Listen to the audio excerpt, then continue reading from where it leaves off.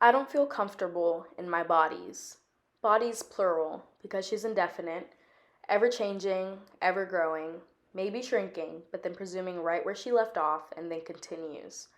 It feels that right as I began to be at home, become one with my shell, it decides to morph, to change and protrude from my hanging beads.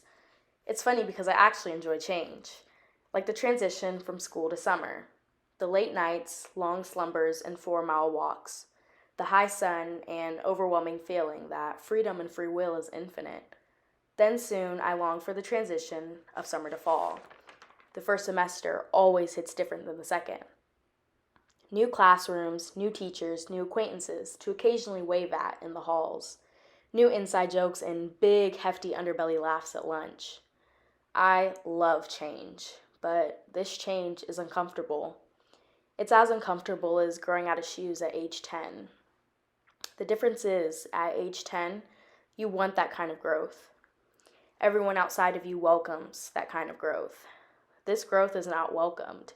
It's wide rather than tall. It's round rather than stretched.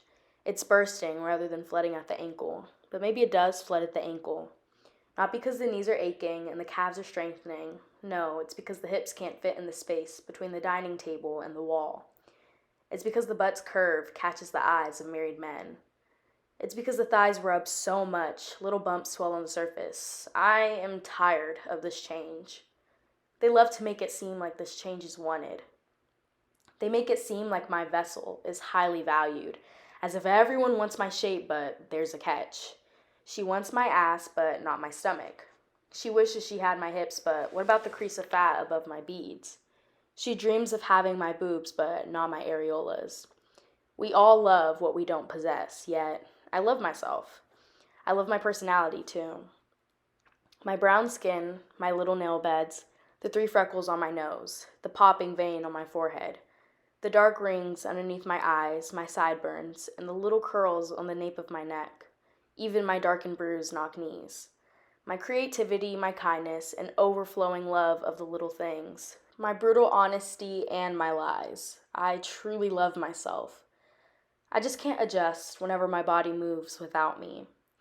It feels as though I have no control over the change. I feel as if I'm losing control.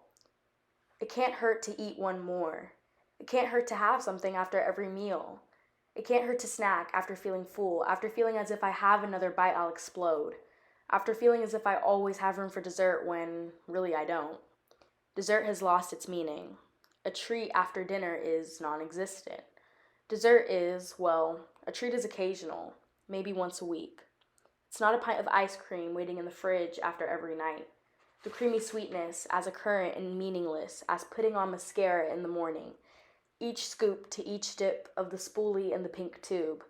The motion of the spoon to mouth become an instinct, like opening your eyes wide as your lashes lengthen under the brush. How much is enough? How much food should I consume? How many calories should enter my body in a 16 to 18-hour period? How much does genetics play into how I'm shaped? My grandmother was allegedly tall, taller than her husband. All my aunts are short and thick. I am 5'4" and 165 pounds. At first glance, I don't seem overweight. At first glance, I'm even told I am average. For me, however, the first glance doesn't stop at the mirror, nor does it stop at the constant stares looking down to my toes. It doesn't stop at the monthly Google search, am I overweight? At least so far it hasn't stopped. The feeling of drowning is the only way I can describe it, but take away the part where you come up desperately for air and skip to the part where acceptance settles the busy mind. When you realize no one is saving you, where you close your eyes and you breathe in a deep, full breath of water. You feel your body's rooms turning off the lights and shutting down. The water pressing your overweight carcass to the water's ground.